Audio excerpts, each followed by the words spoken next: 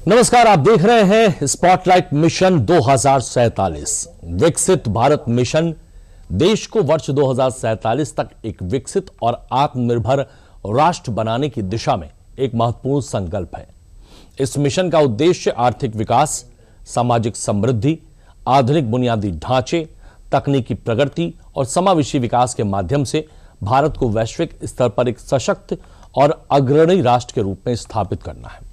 इस खास शो में हम बात करते हैं यूपी के विकास की और उसकी यात्रा की, क्योंकि देश के सबसे बड़े राज्य का विकास ही पीएम मोदी का विकसित भारत का सपना पूरा करने में अहम भूमिका निभाएगा।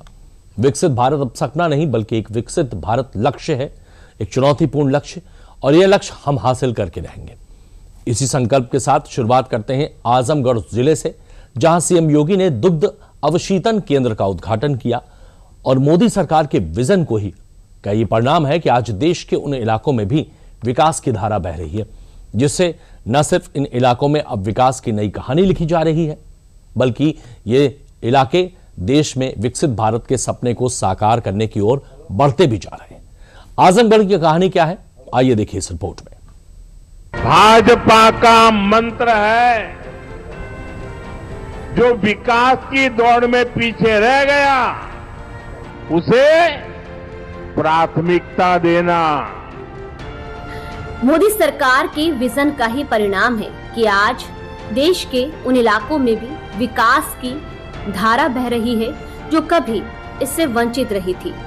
सरकार के एजेंडे में ग्रामीण इलाकों तक विकास पहुंचाने को प्राथमिकता दी गई है, जिससे न सिर्फ इन इलाकों में अब विकास की नई कहानी लिखी जा रही है, बल्कि यहाँ के लोगों को आत्मनिर्भरता का मंत्र भी दिया जा रहा है। दरअसल जहां कभी गांव में सीमित संसाधनों के बीच जीवन चला करता था, अब वही गांव आत्मनिर्भरता की मिसाल बनते जा रहे हैं। प्रदेश के आजमगढ़ में कुछ ऐसा ही हुआ है, जहां की महिलाओं ने डेयरी सेक्टर में क्रांति की नींव रख दी है। हाल ही में सीएम योगी ने डेयरी सेक्टर से जुड़ी एक नई परियोजना का उद्घाटन किया है, जो आजमगढ़ के ग्राम मीरिया रेहड़ा में आधुनिक दुग्ध अवशीतन केंद्र के तौर पर स्थित है। ये परियोजना श्री बाबा गोरखनाथ कृपा दुग्ध उत्पादक संस्था गोरखपुर के विस्तार के अंतर्गत स्थापित दुग्ध अवशीतन केंद्र से संबंधित है। इस पहल से हजारों महिलाओं को आत्मनिर्भर बनने का मौका मिला है। इसके लिए जो सीएम साहब ने उद्घाटन किया है या लोकार्पण किया है, ये एक किसानों की योजना है। किसानों के लिए एफपीओ बनाया गया, फार्मर प्रोड्यूसर कंपनी। इसमें समस्त किसान जो है इसमें अपना दूध देने के लिए लाभ उठा सकते हैं, जिससे किसानों की आय दोगुनी हो सके। ये अवशीतन केंद्र जो है, इसकी लागत जो है 10 करोड़ की है। आधुनिक मशीनों से लैस आजमगढ़ स्थित इस दुग्ध फैक्ट्री की सबसे बड़ी खासियत है कि यहाँ सिर्फ महिलाओं को ही इस काम में जोड़ा गया है, जिन्हें पोरर के नाम से जाना जाता है। ये पोरर महिलाएं प्रतिदिन पशुओं का दूध टैंकरों में भरकर मिल्क फैक्ट्री भेजती हैं, जिससे यहाँ की महिलाओं को न सिर्फ आर्थिक तौर पर मजबूती मिली है, बल्कि यहाँ की महिलाएं अब आत्मनिर्भर भी बन रही हैं। जब तक डेयरी नहीं थी हमारे गांव में, तब तक तो हम लोग 1-2 ही पशु रखते थे। अभी इस समय हम लोग 9 गाय और 2 भैंस है हमारे पास, जिससे हमें अच्छा दूध और अच्छा पैसा इनकम का अच्छा लाभ मिल रहा है। हम लोग की इच्छाएं और बढ़ती जा रही है कि हम लोग और भी पशुपालन करें, जिससे हम अपना घर गृहस्थी सब चला सकते हैं। हम औरतों को और भी उत्साह मिला, नहीं तो पहले हम लोग का कोई भी कुछ भी व्यवसाय नहीं था, जिससे मोदी जी या जो भी मंत्री जी ने हमको जो सुविधाएं दी हैं, उससे हमें बहुत ही लाभ मिला है। दरअसल पहले जहां ये पोरर महिलाएं केवल अपने घर खर्च के लिए ही दूध का उत्पादन करती थी और उसी हिसाब से पशुओं को पालती थी, लेकिन डबल इंजन सरकार की मदद से जब से इनके क्षेत्र में दुग्ध अवशीतन केंद्र खुला, तो इन पोरर महिलाओं ने अपने गौशाला में पशुओं की संख्या में इजाफा किया है। आजमगढ़ के ग्राम मीरिया रेहड़ा स्थित इस दुग्ध अवशीतन केंद्र से कुल 165 गांव सीधे जुड़े हैं, जिससे हजारों परिवारों को फायदा मिल रहा है। सबसे खास बात ये है कि इस परियोजना से 3,833 महिला दुग्ध उत्पादक सदस्य प्रत्यक्ष रूप से लाभान्वित हो रही हैं। आज ग्रामीण महिलाओं के लिए ये केंद्र उनकी मजबूती का नया जरिया है। दरअसल पहले जहां असुविधाएं दुग्ध विक्रेताओं के लिए एक बड़ी समस्या हुआ करती थी, गांव से इकट्ठा होने वाले दूध को सुरक्षित रखने में दिक्कत हुआ करती थी, जिससे कई बार गुणवत्ता प्रभावित हुआ करती थी। लेकिन अब इस केंद्र के शुरू हो जाने से दूध को तुरंत ठंडा कर सुरक्षित रख लिया जाता है। इससे दूध खराब होने की संभावना कम हो जाती है और विक्रेताओं को बेहतर दाम भी मिल जाते हैं। मुख्यमंत्री जी का ये बहुत आभार होगा कि इस संस्था से हमें बहुत लाभ प्राप्त हुआ है। पहले कि हम जैसे हम लोग दूध की कलेक्शन की बात करें तो पहले हम दुकान पे देते थे तो टाइमली हम लोगों को पैसा नहीं मिल पाता था, और यहाँ पे मंथली डेयरी पे देने का ये फ़ायदा है कि मंथली में हम लोगों को 3 बार टाइमली पैसा आ जाता है हमारे अकाउंट में। महिलाओं को इस प्रकार से बहुत फ़ायदा है। और हमारे यहाँ पहले 2-3 पशुएं थी और इससे लोग प्रभावित होकर कम से कम लोग 6, 7, 8 पशु को पालन कर रहे हैं, और इससे मुख्यमंत्री जी का बहुत बहुत। ग्रामीण महिलाओं के लिए आज ये सिर्फ एक फैक्ट्री नहीं बल्कि ग्रामीण अर्थव्यवस्था की नई धड़कन है। यहाँ रोजाना हजारों लीटर दूध का उत्पादन होता है। वर्तमान में इस नेटवर्क के जरिए लगभग 25,000 लीटर दूध रोजाना इकट्ठा किया जाता है, जो सिर्फ ग्राम स्तर पर होता है। केंद्र के संचालन के लिए 18 दुग्ध संग्रहण मार्ग बनाए गए हैं, जिससे गांव-गांव से दूध समय पर पहुंच रहा है, और साथ ही 10 कार्मिक ग्राम स्तर पर दुग्ध उपार्जन कार्य संभाल रहे हैं। इसके अलावा लगभग 40,000 लीटर क्षमता वाला ये केंद्र जब पूरी तरह से चालू हो जाएगा तो दूध संग्रहण में और भी तेजी आएगी। सुनियोजित ढंग से संचालित होने वाले आजमगढ़ के इस दुग्ध अवशीतन केंद्र में पोरर महिलाओं को समय पर पेमेंट देने की भी व्यवस्था है। जो पोरर महिलाएं नियमित दुग्ध का उत्पादन कर केंद्र को आपूर्ति करती हैं, उन्हें दुग्ध केंद्र द्वारा RTGS के जरिए हर महीने की 3, 13 और 23 तारीख को भुगतान किया जाता है। अच्छा, ये बताएं कितना दूध आता है आपके पास? हमारे यहाँ से सुबह के टाइम में 50-60 लीटर और शाम के टाइम में 120-130 आ जाता है। अच्छा, ये बताएं समय से पैसा मिल जाता है? हाँ, समय से पैसा मिल जाता है। मंथली में 3 बार आता है, 3 तारीख को, 13 को और 23 को। घर से ही दूध को सीधा फैक्ट्री पहुंचाने और समय से मिलने वाले पेमेंट सिस्टम की सुविधा का फलसफा ये हो गया है कि अब इस दुग्ध केंद्र से और भी महिलाएं जुड़ रही हैं, क्योंकि अब महिलाओं की मेहनत का पैसा सीधा उनके खाते में बिना किसी बिचौलिए के जाता है। क्योंकि पहले हम लोग के घर जो था 1-2 पशु रहते थे, दूध की व्यवस्था देने की नहीं थी, हम लोग दूध लेकर भटकते थे। और इस समय हमारे घर पे खुद डेयरी खुली हुई है और हम अपना दूध जितना रहता है वहाँ दे देते हैं, और एसना फैट सब कुछ मशीन बताती है, और उसी हिसाब से हमारा पेमेंट 10-10 दिन पे करके आ जाता है। और जो है कि हमारे घर गाड़ी टाइम से पहुंच जाती है दूध देने के लिए। और हमारे यहाँ के लोग जो किसान लोग हैं वो बहुत लोग खुश हैं, क्योंकि वहाँ पे समय से पैसा मिल जाता है, समय से गाड़ी, समय से उनका दूध चला जाता है। और हमारे यहाँ के किसान लोग जो है कि बहुत खुश हैं और रोज एक लोग बढ़ते रहते हैं। आजमगढ़ स्थित दुग्ध केंद्र की इस परियोजना का सबसे बड़ा असर यहाँ के छोटे पशुपालक, डेयरी किसान और महिला समूह पर पड़ा है। ये सभी अब ज्यादा दूध उत्पादित करने के लिए प्रेरित हैं, क्योंकि अब उनके पास दूध को सुरक्षित रखने की व्यवस्था है। पोरर महिलाएं बताती हैं कि इस काम ने उनको आर्थिक तंगी से उबारा है और परिवार के साथ ही रहकर आर्थिक लाभ कमाने का मौका मिला है। सोच सबसे अच्छी ये है कि हम अपना मतलब आय को और अपने परिवार के साथ रह के दोनों काम एक साथ कर सकें, इसलिए हमने ये प्लेटफॉर्म चुना। इसमें मिल्क डेयरी में ये संभावना है कि हम अपने पशुपालन की जो ये प्रोसेस है इसको डे बाय डे बढ़ाना चाहेंगे। दुग्ध उत्पादन क्षेत्र में डबल इंजन सरकार की तरफ से मिलने वाली सहायताओं और उत्पादकों की मेहनत का फलसफा ये है कि आज सीएम योगी के नेतृत्व में इस क्षेत्र ने इतिहास रच दिया है। यूपी दुग्ध उत्पादन में देश में पहले स्थान पर है। सरकार का दावा है कि प्रदेश में दुग्ध उत्पादन में लगभग 40% की वृद्धि दर्ज की गई है, जिससे यूपी ने राजस्थान, गुजरात, मध्य प्रदेश और महाराष्ट्र जैसे बड़े राज्यों को पीछे छोड़ दिया है। आंकड़ों के मुताबिक वर्ष 2016-17 में यूपी 277 लाख मीट्रिक टन दुग्ध का उत्पादन किया करता था, जो बढ़कर अब साल 2024-25 में 388 लाख मीट्रिक टन के पार पहुंच गया है। बता दें कि देश के कुल दुग्ध उत्पादन में 5 प्रमुख राज्यों की 54% हिस्सेदारी है, जिसमें अकेले उत्तर प्रदेश का योगदान 16% तक पहुंच गया है। यहाँ से जो दूध यहाँ पे कलेक्ट होता है उसकी क्वालिटी की गारंटी है, कोई मिलावट नहीं है। इस बात की गारंटी के साथ जब दूध आता है और वह पैसा हमारे अन्नदाता किसान और गौपालकों के पास जाता है, तो राष्ट्र निर्माण में हमारा अन्नदाता किसान और गौपालक मजबूती के साथ और मजबूती के साथ लगता है।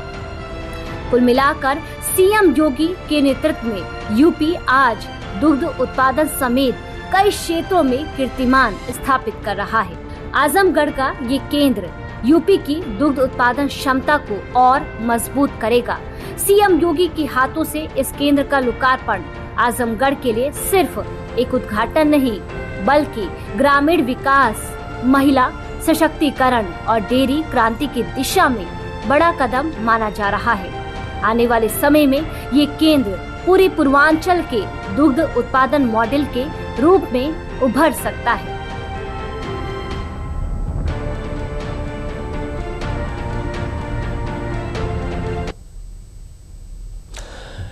एक समय था जब आजमगढ़ विकास के लिए उम्मीद लगाए बैठा था और आज यहां विकास की बयार बह रही है। स्पॉटलाइट मिशन 2047 में आजमगढ़ के बाद अब बात करेंगे गोरखपुर की। गोरखपुर में देश का पहला एआई आधारित अर्बन फ्लड मैनेजमेंट सेल स्थापित किया गया है।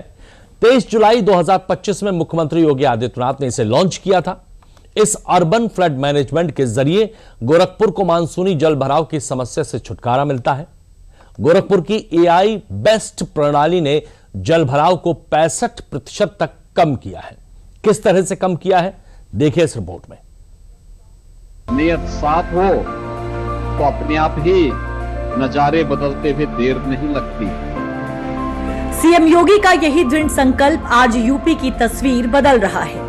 विकास, निवेश और बुनियादी क्षेत्रों में प्रदेश ने आज कई ऐसे कीर्तिमान गढ़े हैं जो न सिर्फ यूपी को अलग पहचान दिला रहे हैं, बल्कि यहाँ विकसित हुए मॉडल देश के लिए मिसाल भी बन रहे हैं। ये तस्वीरें गोरखपुर स्थित एआई आधारित अर्बन फ्लड मैनेजमेंट सेल की है, जहां पर लगे कंप्यूटरों में बारिश के बाद शहर में होने वाले जलभराव की स्थिति और उससे निपटने का पूरा प्लान तैयार रहता है। दरअसल गोरखपुर नगर निगम ने एक ऐसा सिस्टम तैयार किया है जो बारिश आने से पहले ही बता देता है कि कहां पानी भरने वाला है और कहां नहीं। एआई आधारित ये सिस्टम सिर्फ जलभराव के पूर्वानुमान को बताता ही नहीं, बल्कि उसका समाधान भी करता है। गोरखपुर में देश का पहला एआई आधारित अर्बन फ्लड मैनेजमेंट सेल स्थापित किया गया, जिसे साल 2025 में मुख्यमंत्री योगी आदित्यनाथ ने लॉन्च किया था। इस अर्बन फ्लड मैनेजमेंट के जरिए गोरखपुर को मॉनसूनी जलभराव की समस्या से छुटकारा मिलता है। गोरखपुर में लगा ये अर्बन फ्लड मैनेजमेंट सिस्टम शहर के 63% से ज्यादा जलभराव को कंट्रोल करके उसे शून्य कर देता है। इसके अद्भुत काम को देखते हुए प्रधानमंत्री कार्यालय व नीति आयोग ने इसकी सराहना की है। नीति आयोग ने अपने मूल्यांकन में पाया कि गोरखपुर मॉडल डेटा आधारित पूर्वानुमान के जरिए देश भर के शहरी निकायों की आपदा प्रतिक्रिया क्षमता को मजबूत कर सकता है। इसे प्रतिक्रियात्मक से सक्रिय शहरी प्रबंधन की दिशा में एक बड़ा बदलाव माना गया है। अर्बन फ्लड मैनेजमेंट सेल ये एक गोरखपुर का अत्यंत प्रभावशाली प्रोजेक्ट है बाढ़ नियंत्रण के क्षेत्र में, और गोरखपुर को आज गौरव महसूस हो रहा है कि इसकी सराहना पीएमओ ने की, नीति आयोग ने की, और इस कार्य का प्रेजेंटेशन हम बाहर भी कर चुके हैं। दरअसल जहां पहले कभी गोरखपुर में बारिश आते ही जलभराव देखने को मिलता था, शहर की कई सड़कें झमाझम बारिश से डूब जाती थी, कहीं कहीं तो घरों में भी पानी घुस जाता था। लेकिन अब ये समस्या गोरखपुर के लिए इतिहास बन चुकी है। डबल इंजन सरकार की मदद से यहाँ स्थापित हुआ AI based flood management system शहर की ताकत बना है। आज इस शहर ने न सिर्फ जलभराव की समस्या से छुटकारा पाया है, बल्कि आज ये शहर देश के लिए एक मॉडल भी बना है। ये प्रोजेक्ट एक सबसे बड़ा आवश्यक इसलिए है कि जब भी जो है गोरखपुर की बात आती है तो हमेशा ये रहता है वाटर लॉगिंग की समस्या साथ में जुड़ी रहती है। तो ऐसे में ये FMC जो है AI मॉडल पे भारतवर्ष का पहला ऐसा सेल है जो अर्बन फ्लड को कंट्रोल करने के लिए बहुत आवश्यक है। और पिछले वर्ष हम सबने देखा कि गोरखपुर में इसका बड़ा इफेक्टिव रिजल्ट्स रहे, बड़े प्रभावशाली ढंग से हमने बाढ़ का नियंत्रण किया। गोरखपुर का ये अर्बन फ्लड मैनेजमेंट सिस्टम सिर्फ अलर्ट नहीं भेजता है, बल्कि इस सिस्टम के जरिए पहले ही अंदाजा मिल जाता है कि शहर में कहां पानी भरेगा, कब भरेगा और कितना भरेगा। आज की तारीख में ये सिस्टम लगभग 80% एक्यूरेसी के साथ शहर को आने वाले खतरों से चेतावनी देता है। UFMC स्थापित करने से 24 घंटे पहले ही बारिश व जलभराव का पूर्वानुमान 80% से अधिक सटीक हो गया है। ट्रायल फेज में 250 से अधिक शिकायतों में से 70% का समाधान कुछ घंटों में हो गया, जबकि समग्र प्रणाली दक्षता में 65% से अधिक सुधार देखा गया है। और पूरे जितने भी शहर के नाले हैं, हमारे 17 बड़े नाले हैं, 117 मझोले नाले हैं और 122 से अधिक छोटे नाले हैं, इन सबका डेटा हमने सर्वे कराया, उन सबको डेटा को हमने प्लॉट किया और पूरे डेटा इन्वेंटरी को बनाकर एक ऐसा मॉडल हमने प्रस्तुत किया है जिसमें हम जैसे ही नाले में वाटर लेवल बढ़ता है तो तुरंत उसकी सूचना यहाँ प्राप्त होती है और तुरंत उसमें चाहे बढ़ने के कोई भी कारण हो, चाहे ऑब्स्ट्रक्शन हो, चाहे किसी निर्माण कार्य के चलते उसमें कोई गतिरोध उत्पन्न हुआ हो, चाहे सफाई ना हो, तुरंत उसकी सूचना प्राप्त होती है। यहाँ से टीम जाती है और टीम उसको ऑब्स्ट्रक्शन को दूर करते है ताकि नाला का जो फ्लो है वो कहीं ऑब्स्ट्रक्ट ना हो। साथ ही साथ जितने भी शहर में नाले बन रहे हैं, नालों का डिजाइन कैसा होना चाहिए, उनका कैचमेंट एरिया क्या होना चाहिए, उनका आउटपुट कितना होना चाहिए, उनकी कैपेसिटी कितनी होनी चाहिए, अब सारे नालों की डिजाइन एंड उसकी जो डिजाइन एंड ड्राइंग है वो पूरा हाइड्रोलिक्स HNH मॉडल्स को हम बोलते हैं, हाइड्रोलिक्स एंड हाइड्रोलिक डिजाइन के माध्यम से इसको हम करा रहे हैं। दरअसल AI based urban flood management system model मुख्यतः 2 प्रमुख पहलुओं पर काम करता है। शहरी बाढ़ जोखिम प्रबंधन कार्यक्रम के अंतर्गत पहला model urban flood early warning system है, जो नागरिकों को तत्काल राहत प्रदान करने के लिए चेतावनी और वास्तविक समय पर सूचना उपलब्ध कराता है, जबकि दूसरा मॉडल डिसीजन सपोर्ट सिस्टम है, जो शहर के लिए दीर्घकालिक योजना और नीति निर्माण में सहायता प्रदान करता है, ताकि भविष्य में बाढ़ प्रबंधन क्षमताओं को अधिक सुदृढ़ और प्रभावी बनाया जा सके। इस पूरी प्रक्रिया को AI आधारित बारिश का पूर्वानुमान, सेंसर आधारित जल स्तर मॉनिटरिंग और स्टॉर्म वाटर मॉडलिंग से जोड़ा गया है। यानी अब जैसे ही शहर के जलभराव हॉटस्पॉट और चेकिंग पॉइंट्स पर जलस्तर बढ़ता है, सेंसर तुरंत एक्टिव होकर अलर्ट भेजते हैं और ऑटोमेटेड पंपिंग सिस्टम तुरंत सक्रिय हो जाता है, जिससे जलभराव वाले इलाकों में रियल टाइम समाधान सुनिश्चित होता है। गोरखपुर में इसके लिए कुल 28 जलभराव हॉटस्पॉट और 85 पॉइंट्स ऑफ इंटरेस्ट चिन्हित किए गए हैं, जो जलभराव की दृष्टि से अधिक संवेदनशील है। शहर के सभी पंपिंग स्टेशनों का पूर्ण ऑटोमेशन किया गया है, यानी जैसे ही पानी का लेवल 60% को पार करता है, पंपिंग स्टेशन अपने आप चालू हो जाते हैं। हमने इसी सर्वे के माध्यम से पहले हॉटस्पॉट्स आइडेंटिफाई किए। पूरे गोरखपुर में हमने 28 हॉटस्पॉट्स को आइडेंटिफाई किया, जहाँ पे लेट से अगर 50 mm की बारिश होती है तो वहाँ पे 2 घंटे से ज्यादा पानी लगता है। तो ऐसे हॉटस्पॉट के लिए हमने हमने चाहे वो एग्जिस्टिंग जो नाले हैं उस पर रिमॉडलिंग हो या फिर नए नाले बनाने हो, उन सबको डिजाइन किया ताकि इन हॉटस्पॉट्स को कम से कम किया जा सके। 85 हमारे पॉइंट ऑफ इंटरेस्ट ऐसे हैं जो जहाँ पे हमने पब्लिक से फीडबैक भी लिया कि जहाँ पे बारिश अगर तेज होती है तो पानी कहाँ लगता है। तो ऐसे 85 पॉइंट्स को भी हमने प्लॉट किया और उनके लिए हम नालों को कैसे हम जल्दी से जल्दी वाटर लॉगिंग को एड्रेस कर पाए, उसके लिए भी समाधान प्रस्तुत किया। 85 से घटकर इनकी संख्या लगभग 38 रह गई और जो हॉटस्पॉट्स थे 28 और घट के लगभग 11 रह गए। हमारी पूरी कोशिश है कि इनके हॉटस्पॉट्स और पॉइंट ऑफ इंटरेस्ट को कम से कम किया जा सके और एक sustainable AI based, machine learning based ये मॉडल है UFMC पूरे देश के लिए मॉडल साबित हो रहा है। इसके अलावा शहर में बना 24/7 स्मार्ट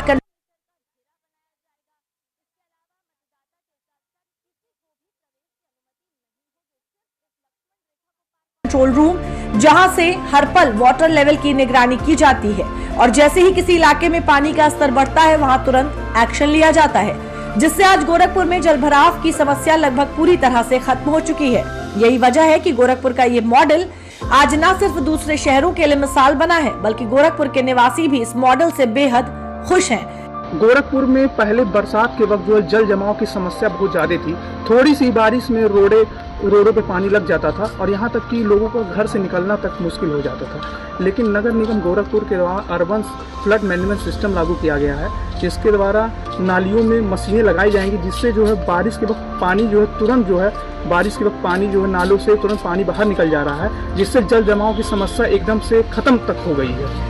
इसके वजह से हमें आने जाने में बरसात के वक्त में कोई समस्या का सामना नहीं करना पड़ रहा है। अर्बन फ्लड मैनेजमेंट जो सिस्टम है वो मुख्यमंत्री के निर्देश पे यहाँ पर लागू किया गया था और निश्चित रूप से वो यहाँ के लिए एक मील का पत्थर साबित हो रहा है। लेकिन निश्चित रूप से मुख्यमंत्री योगी आदित्यनाथ का मैं धन्यवाद दूंगा कि उनके इस प्रयास के बाद ये जो सिस्टम लगाया गया अर्बन फ्लड मैनेजमेंट का और उसके लगने के बाद कहीं ना कहीं अब आप देखिए कि बारिश तो होता है और क्योंकि वो मौसम है, प्राकृतिक है, वो अपना रूप दिखाएगी और जैसे ही बारिश होता है महज कुछ मिनटों में कह ले या कुछ घंटों में कह ले, वो पूरी तरीके से पानी का निकासी जो व्यवस्था बनाई गई है, जिसके जरिए वो पूरी तरह से पानी निकाल दिया जाता है और कहीं ना कहीं जो परेशानियां होती थी आम लोगों को, उस परेशानियों से उन्हें निजात मिलता हुआ नजर आ रहा है। यही नहीं, गोरखपुर नगर निगम ने शहर में स्मार्ट जल प्रबंधन व्यवस्था के तहत 2 ऑटोमेटिक रेन गेज भी लगाए हैं, जो हर 15 मिनट में वर्षा का डेटा उपलब्ध कराते हैं। साथ ही प्राइमरी व सेकेंडरी नालों पर 110 ऑटोमेटिक वाटर लेवल रिकॉर्डर स्थापित किए गए हैं, जो 2 से 15 मिनट के अंतराल पर जलस्तर की जानकारी भेजते हैं। नालों में जलस्तर 80% से अधिक होने पर अधिकारियों को तुरंत अलर्ट मिल जाता है, जबकि संप वेल्स में जलस्तर 60% से ऊपर पहुंचते ही पंप स्वतः चालू हो जाते हैं। इसके अलावा ईंधन और रखरखाव से जुड़ी चेतावनियां भी समय रहते सिस्टम द्वारा भेजी जाती हैं, जिससे शहर में बाढ़ नियंत्रण और जल निकासी व्यवस्था अधिक प्रभावी और त्वरित हो गई है। दरअसल आज गोरखपुर ने न सिर्फ जल प्रबंधन में नए कीर्तिमान को गढ़ा है, बल्कि जब से ही नीति आयोग और पीएमओ ने इस मॉडल को सराहा है, तभी से ही गोरखपुर का ये AI आधारित अर्बन फ्लड मैनेजमेंट सिस्टम पूरे देश में चर्चा का केंद्र बना हुआ है। टीम भारत सरकार की भी आ रही है, कई सारे नगर निगमों की टीमें आ रही हैं, पूरे उत्तर प्रदेश के जितनी भी नगर निगम की टीमें यहाँ पे आके देख गई हैं। कुछ अन्य 8 राज्यों की कई नगर निगमों की टीम आके यहाँ पे देखा है, इस मॉडल का स्टडी किया, क्योंकि अर्बन फ्लड एक बहुत बड़ी समस्या है जो न केवल पर्टिकुलर किसी सिटी के लिए, पूरे देश के लिए जहाँ पे अर्बनाइजेशन बहुत रैपिड हो रहा है, वहाँ के लिए बहुत बड़ा समस्या क्रिएट कर रहा है। तो ऐसे में इस पूरे अर्बन फ्लड को कैसे हम सॉल्व कर सकते हैं, कैसे टेक्निक का उपयोग करके, AI और मशीन लर्निंग का उपयोग करके कैसे सटीक जानकारी दे सकते हैं, ताकि हमारा जो रेस्पॉन्स सिस्टम है वो जल्दी से जल्दी हो और जो हमारा रिएक्शन टाइम वो कम से कम हो। तो ऐसे में ये मॉडल देश के लिए एक बहुत अच्छा मॉडल है और गोरखपुर लगातार इस पे काम कर रहा है। बहुत जल्द ही हम इसको और अपग्रेड कर रहे हैं, ताकि इस पूरे समस्या को जो हम कह सकते हैं ग्लोबल AI मॉडल प्रस्तुत कर पाए। डबल इंजन सरकार की महत्वाकांक्षी योजनाओं के चलते आज अर्बन फ्लडिंग से जूझ रहे कई शहरों के लिए ये मॉडल उदाहरण बना है। इसके अलावा गोरखपुर में स्थित रामगढ़ ताल, एम्स और फर्टिलाइजर कारखाना इस शहर को पंख दे रहे हैं। दरअसल गोरखपुर ने आज करके दिखा दिया कि जब योजना, तकनीक और सरकार एक मंच पर काम करती हैं, तो तरक्की से कोई वंचित नहीं रहेगा। 3 साल पहले जहां गोरखपुर शहर स्वच्छता के मामले में 74वें स्थान पर था, वहीं अब ये शहर छलांग लगाकर 3रे स्थान पर आ गया है। ये गोरखपुर ने करके दिखा दिया है कि 74 से 3 वर्ष में हम 4थे नंबर पर आ गए हैं और अगली प्रतिस्पर्धा हमारी टॉप 3 की होने वाली है। कुल मिलाकर चाहे गोरखपुर का AI based urban flood management system हो या फिर शहर की दूसरी विकास परियोजनाएं, सबने मिलकर आज न सिर्फ गोरखपुर शहर को उड़ान दिलाई है, बल्कि ये भी साबित कर दिया है कि अगर सोच बड़ी हो, टेक्नोलॉजी सही हो और इरादा मजबूत हो, तो कुछ भी असंभव नहीं होता। स्पॉटलाइट में अब बात करेंगे चंदौली जिले के एकौनी गांव की, जहां एक युवा उद्यमी की दूरदर्शी सोच ने रंग दिखाया है। मिडिल ईस्ट में चल रहे युद्ध के दौरान अब ये गांव उभर कर सबके सामने आया है। किस तरह से, देखिए इस रिपोर्ट में। 125 घरों में, इसके अलावा स्पॉटलाइट मिशन 2047 में अब बात करते हैं एक ऐसी योजना की जहां पर बड़े चमत्कार से कम नहीं, हम बात कर रहे हैं ई संजीवनी योजना की। क्या है, कैसे है, देखिए इस रिपोर्ट में। देश के सभी नागरिकों को बेहतर स्वास्थ्य सुविधाएं मिले, ये हमारी प्राथमिकता है। देश में गरीब से गरीब को भी अच्छे से अच्छा इलाज मिले। कोई भी देशवासी जीवन जीने की गरिमा से वंचित न रहे। देश का हर नागरिक स्वस्थ रहे, हर परिवार को बेहतर इलाज मिले और बीमारी किसी के लिए मजबूरी न बने। ये वो सोच है जिसे प्रधानमंत्री नरेंद्र मोदी ने एक संकल्प के रूप में लिया था, जो आज सिद्धि की ओर बढ़ रहा है। आयुष्मान भारत के कारण आज करोड़ों लोगों को मुफ्त इलाज की सुविधा मिल रही है। हजारों जन औषधि केंद्र देश के गरीबों को, मध्यम वर्गीय परिवारों को सस्ती दवाएं दे रहे हैं। कल्पना कीजिए, जिस देश में जहां कभी मुफ्त इलाज हो या चाहे मरीजों की डॉक्टरों तक आसान पहुंच हो, या फिर चाहे लोगों को घर बैठे ही इलाज मिलना हो, सब कुछ एक सपने जैसा लगता हो। लेकिन आज जब वही सपना हकीकत में बदल रहा हो, तो ये किसी बड़े चमत्कार से कम नहीं है। आज न सिर्फ लोगों को बेहतर इलाज मिल रहा है, बल्कि अब मरीजों की डॉक्टर्स तक पहुंच भी आसान हुई है। यानी मरीज और डॉक्टर के बीच में अब सीधा कनेक्शन हुआ है, जो पहले से कहीं ज्यादा सुगम है। अब तो मरीज घर बैठे ही बेस्ट डॉक्टरों से फ्री में परामर्श भी ले रहे हैं, जो संभव हुआ मोदी सरकार की तमाम कल्याणकारी योजनाओं के चलते। इन्हीं में से एक है ई संजीवनी योजना, जिसने बदलते भारत में इलाज का तरीका भी बदल दिया है। जहां पहले कभी डॉक्टर तक पहुंचने के लिए लंबी कतारें, घंटों का इंतजार और कई बार शहर तक का सफर तय करना पड़ता था, वहीं अब ये सब कुछ मोबाइल की एक स्क्रीन पर मौजूद है।